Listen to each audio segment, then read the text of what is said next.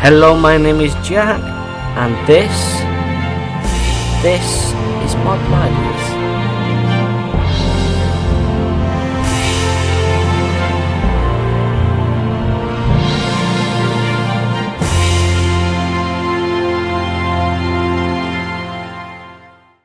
Hello and welcome to Mod Libraries, the monthly show that shows you mods for Minecraft. In today's episode, we'll be going over the GLSL shaders and the shader packs that go with it. I've got a few that are actually quite nice to look at. And we'll be going over the Camera Studio mod. So I'm going to show you how to install the mod and also show you a couple of speed builds to show you the actual mods in action. So stay tuned, as you don't want to miss it. So what are these shaders and shader pack mods all about, really? Basically, the GLSL shaders itself is the mod which runs the shader pack, and mainly the shader pack is what you're going to be wanting to find. There's a few good ones, which is the Seuss pack by Sonic Ether and Rudo Plays. He has his own pack as well. There's many others that you could probably find. Some you may see some time lapse builders build and use the shader pack, and most likely will never give it away because sometimes you get a lot of custom ones.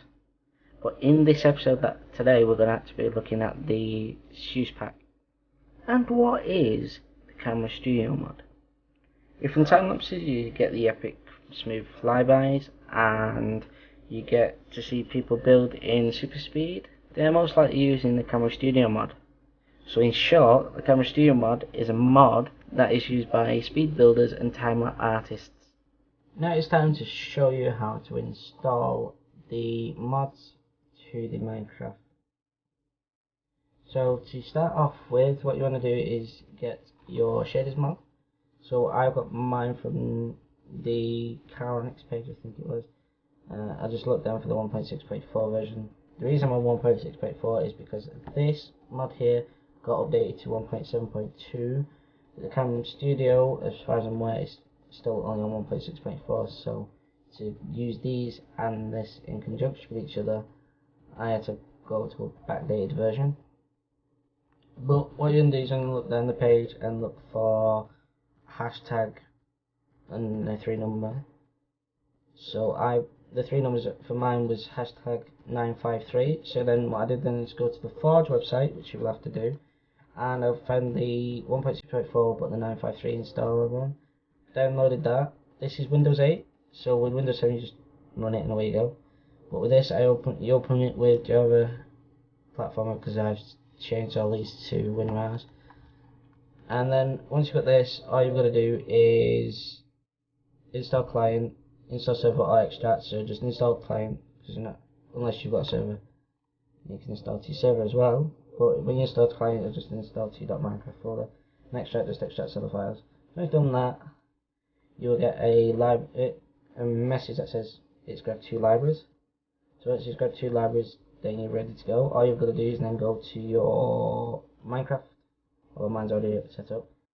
And when you go to your Minecraft, which I'll just reopen now, you will get Forge, not Forge 1.6.4, I just added that in. You will have your logo, yours. I put backup just in case. But you'll have your 1.6.4, so you have to run this first and get all the files. Then run your Forge, and then you get your Forge version. And once you run your Forge version, you click on that. Obviously, I've signed in. When you get it, you will need to re-sign it into your Minecraft. You will need to sign into your Minecraft account. Once you've done that, hit play. Just go into it. So once you've done that, you will get this. Obviously, know which text pack I'm using now, so you don't need to ask. I did use the 128 one. I'm using the 64 because the last one crashed. And you'll get at the bottom here it says 6 months loaded, but you'll get 3, which is your Minecraft Forge loader and encoder pack.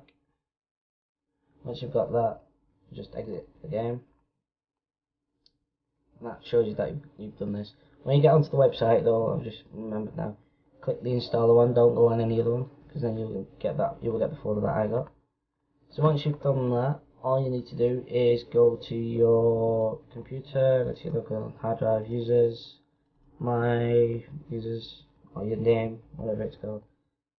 Go to your app data if you've unhidden it, go to your roaming, go to .minecraft, and then you should have a mod pack folder here. All you do then is drop your shaders mod into here, and drop your 2 Camera Studios in it. Drop your OPTIFINE in it if your computer can't handle it, and you will need to do a JVM argument thing. So on YouTube, look for OPTIFINE plus Forge. You should get some random videos up, and you'll get a download usually from them, which then gives you a JVM argument. It is just copy that into your. Once you've got that, to get the OPTIFINE in, just go into your edit profile here. Go to your JVM arguments where it says xmax1g here. Just get rid of that, put the argument in, and change this back to xmax1g, because if you have it any higher it does kind of mess up. So that, I don't need to do that, it's working now. But I also, every time I do use the JVM argument, that's if I use a text pack higher than the 64 one. So I just knock mine down, that's why I can use this perfectly fine now.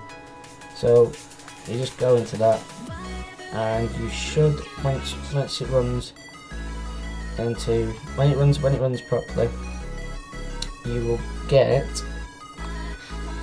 including the OPTIFINE, you will get OPTIFINE here, and you get 6 months loaded. The 6 months are that, and that, which are your 3 standard. You get your shaders mod, and you get your camera studio and your dependencies, which you do need. Oh, it doesn't work. All of that can be found on the Minecraft forums. And then once you've done that, just go to your options, go to shader packs, open your shader pack folder, and drop your shader pack zip file straight in. I've got 3 of the series packs, which is what we are using. And then you just choose one, go to your single player and multiplayer, create a world, or click one of your worlds that you've got, and away you go. And that's it pretty much. So if I do decide to do any more mod libraries, which I probably will do, if it comes to where you need to install stuff, you just install stuff straight into that mod pack folder now.